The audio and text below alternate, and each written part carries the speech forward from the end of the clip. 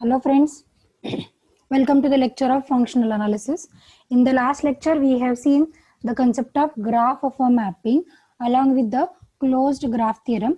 Now in today's lecture we will try to understand what is the projection of on a linear space. For this let me just share my screen. Okay, projection we want to understand. Okay, now before going to understand the projection mathematically, what is the definition and all, we will try to understand what is the projection. Projection is the word we have seen already. Right now, projection is the word we have seen already. We are familiar with the word projection. How we are familiar with the word projection? The projector is known to us, na? Something from our laptop or computer we want to project.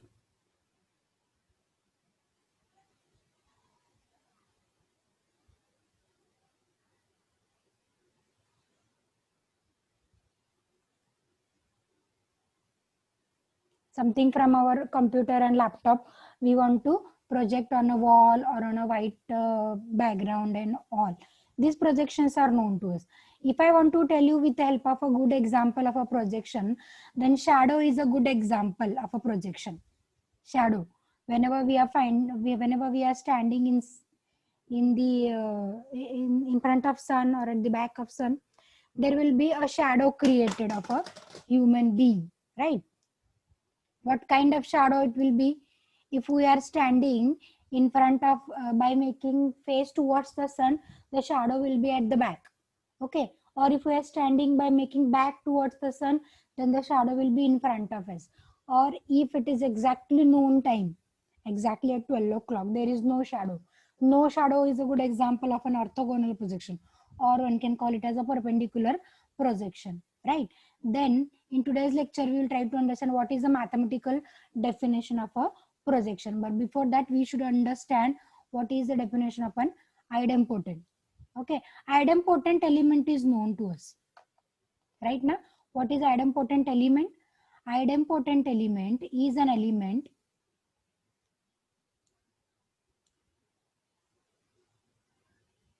idempotent element is an element known to us which possesses the property. What is the property? X dot x is equal to x is a property possessed by that idempotent element. Now we will try to understand what is a idempotent transformation. Idempotent transformation. We will define this transformation on a linear space L. On a linear space L. Then a transformation say E on L into itself. L into itself is called or is said to be an idempotent, is said to be idempotent if is said to be idempotent if E square is equal to E. Okay, that is the same definition which is true for the vectors. Idempotent element or idempotent vector is x dot x is x. Similarly, idempotent transformation we will define is E square is equal to E. Now we will come to the definition of a projection. A linear idempotent of transformation on a linear space is called as a projection. Let us write the definition. We will write the definition. We will understand the properties and then we'll go to examples in order to understand the geometrical interpretation. Therefore, here I will write a linear idempotent transformation. A linear idempotent transformation on L. On L is called a projection on L. Is called as a projection on L. It is a mapping possessing two properties, linearity and idempotent. And whenever we have a mapping, we know that the range can be defined and the null space is also defined. Therefore, for this projection, range space is defined as. How can we define the range space? Everyone is knowing that. We will denote the range space by the symbol EM, and it is a collection of all E of x provided x is in L. Okay, L is a mapping from E into E, that is already we have made clear, right? Then what is the null space?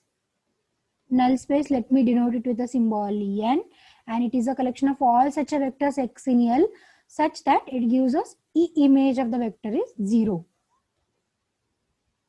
E image of the vector is 0, and hence we can write down the two properties of a projection. What are the properties? If E is a projection of L into itself, the projection determines, a projection L determines two subspaces N, M and N, such that L is M direct sum N. Okay, a projection always determines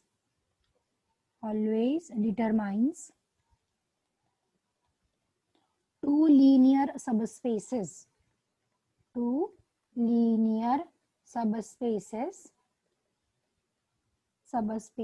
M and N such that L is M direct sum N. L is M direct sum N. Second property is, whenever we have L, a direct sum of the two spaces, whenever we have L to be a direct sum of subspaces, then they determines a projection. Means it is somewhat like if and only if. Then they determines a projection whose range space is M and null space is N. Right?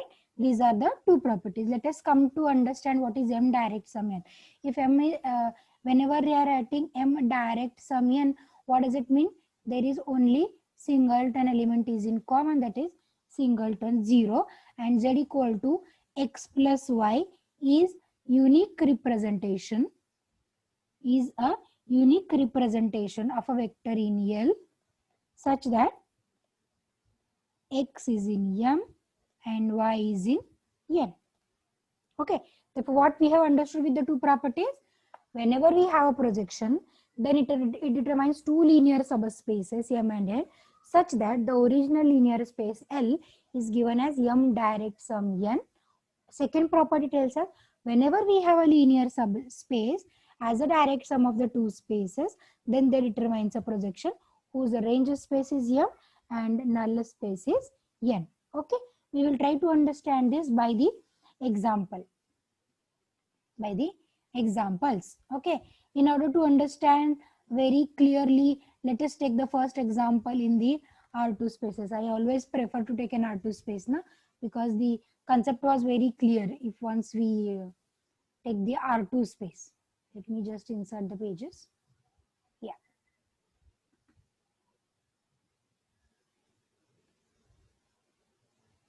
Yes. Now in R2 we are going to discuss, we will try to understand this by the orthogonal projection. Therefore here this is an example, we are discussing orthogonal projection in 2D. This is orthogonal projection in two-dimensional spaces. Okay, what is orthogonal projection? These are the two axes. This is the x axis, this is my y axis. X, y be an any element in the corresponding R2 space. Then orthogonal projection means what? We are going to take the shadow of this vector perpendicularly, orthogonally. Na? Then what is the shadow? The shadow gives us an element, say x0. Shadow gives us the element x0. Is everyone getting me? Okay. Therefore, what we will say? The point we have taken is xy. Therefore, how can I define? Suppose T is the projection I am defining. Then T of xy is defined as x comma 0. X comma 0. Now for this example, what is the range space and what is the null space? What is the range space? Yeah, what is the range space? All the T images of this vector. Now here if we just observe, wherever will be the element, wherever will be the vector, its T image will lie on x axis. Therefore may I say the range space M is nothing but whole x axis. Whole x axis. Now we will try to understand what is the null space. For null space, we want to find out those elements which are mapped to origin, that is 0, 0. Okay. If we take the elements in this space, in this quadrant, or in this quadrant, second quadrant, all the elements will be mapped to x-axis, means not origin. For origin, if I want to have this origin as the image, as the resultant image, t image of a vector, the only possibility is all the elements should be on y-axis, right? Therefore, what will be my null space? Null space is y-axis, right? Now, null space is y-axis. You can check it very easily. T image of, what is the nature of element on y-axis? Is of the type 0y. T of 0y. How we have defined t? T of xy is, we will make the y coordinate 0. X will be taken as it is. Here also we'll do. We'll take x coordinate 0 as it is. We'll make the y coordinate as 0. Therefore, t of 0y will be 0, 0. Therefore, null space is y-axis. Null space is y-axis. Therefore, may I say this R2 space is the direct sum of x and y-axis. That is M direct sum n. M direct sum. Only point common is origin. All the rest points are not common. Therefore, first property we have verified, that whenever we have a projection, particularly we have taken to be an orthogonal projection, then it determines two linear subspaces of the given space as range space and null space, so that the linear space R2 is written as the direct sum of the two subspaces. Direct sum of the two subspaces. Okay, now one can understand the same orthogonal projection in the R3 space. What I am taking again?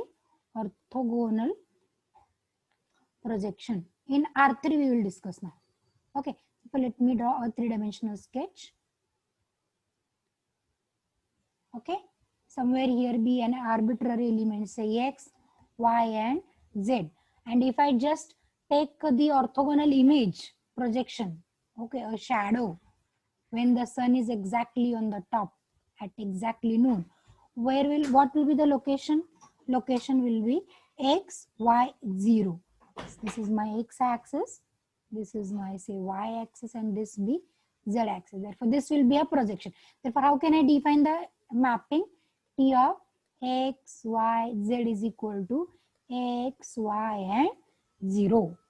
X, y, and 0. This is the in 3D. Now, this is a projection rather than orthogonal projection. What will be a range space here? What will be a range space? Any element if I take in an R3 space, it will be mapped to by taking z coordinate 0. And we know clearly whenever we have a z coordinate 0, this will be an xy plane. Therefore, what is my range space? Whole xy plane will be the range space. Now, what about a null space? We want the resultant image to be origin 0, 0, 0. When this 0, 0 will be possible? If x and y coordinates are 0 and z may be arbitrary. Look at this now. Therefore, if I take a t image of the element say 0 on z axis we want. No? If I want it on the z axis, what will be the x and y coordinates? X, y. Sorry, 0, 0, z. The point let it be 0, 0, z on z axis. No? Therefore, what will be the t image? According to the definition, first two coordinates are taken as it is and z is converted to 0. Therefore, here also we will take first two coordinates as it is. Z is converted to 0. Therefore, what is the null space? Null space is the z axis. Null space is the z axis. Therefore, may I write the corresponding R3 space as the direct sum of M and N. Okay, in M we have whole xy plane, in N we have z axis. Therefore, if we take a linear, if we just take a direct sum of the elements in the two spaces, it will generate whole R3 space. This is a good example of the orthogonal projection. One more point we have forgotten to check whether this is idempotent. No? Let us just check for T of xy is equal to, T of xy is equal to, what we have taken? X 0, right? Therefore, what is T square of xy? t square of xy is obtained as t of xy, right? T of xy we have defined this, t of xy we have defined x0, no? Here we have seen, this is in the example. T of xy we have defined x0, we have taken an orthogonal projection. Therefore, if I take t of xy, this t of xy I'll write 0. Then what is t of x0? Mapping says that x coordinate taken as it is, y will be taken to 0. Therefore, t square of xy we will get as t of xy. Therefore, one can easily say that here t square is equal to t whole. One can verify the same property with respect to this. Let us check. T square of x, y and z is operated as t of x, y, z. Now what is t of x, y, z? We have defined x, y, 0. X, y coordinates taken as it is, z converted to 0. Therefore, x, y coordinate I am taking as it is, z converted to 0. Now what is the t image of x, y, 0? X, y taken as it is, z is already 0. Therefore, this is x, y, 0, which is nothing but t of x, y and z. And hence again it gives us t square is equal to t. No doubt we are going to understand why idempotent is necessary in the next theorem. Okay, I hope you have understood both the examples. Now let us go for a example of a projection which is not a orthogonal projection. This is the third example we will discuss in R2. Rather, in the whole chapter we are going to define this as tz is equal to x. The projection is tz is equal to x. We will try to understand what is tz in R2 so that we can just extend the idea in the R2, R3 spaces. Okay, tz is equal to x. Z is an element of R2. Z is an element of R2. For this, let me take two elements. Now we know if it is a projection, it can be written as a linear combination. Na?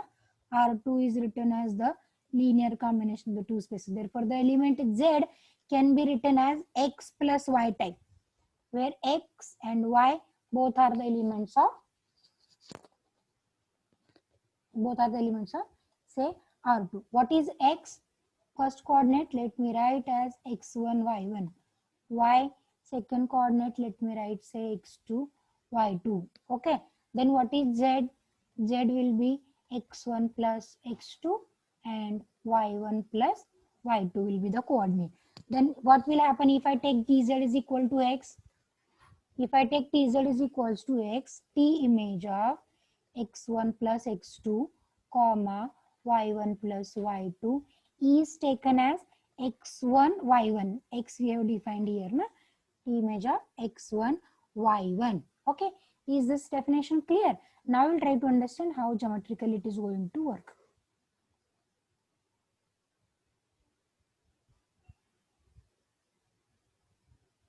Okay, say somewhere here be the two elements x1, y1. Let it be here, let it be x2, y2. Now what is the next job to find out the location of this x1 plus x2 and y1 plus y2? Okay, suppose if it is 1, if this element is 1, 2 and here suppose I am taking 1, 4, then what is an addition? This is 2, 6. Where will be 2, 6? Somewhere here, no? I am just drawing this is x1 plus x2 and y1 plus y2. Now the t image of this vector is taken here. Okay, therefore let me change the color of my pen so that you can understand. Therefore, t image of this vector is this x, right? This is z, this is x, this is y. Now we are taking a t image. Therefore, where will be a t image? I'll just show you the mapping. Okay, the sketch is not coming straight.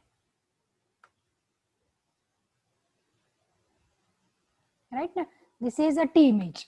Therefore, t will take an element z to this position. Therefore, clearly this is not an orthogonal projection. This is an example of an arbitrary projection. Okay. Therefore, here again we will check. Whether this is going to satisfy the idempotent property or not. What is the idempotent property? T of z is equal to x. Therefore, we want to check what about t square of z. What is t square of z? This is t of x1 plus x2, y1 plus y2.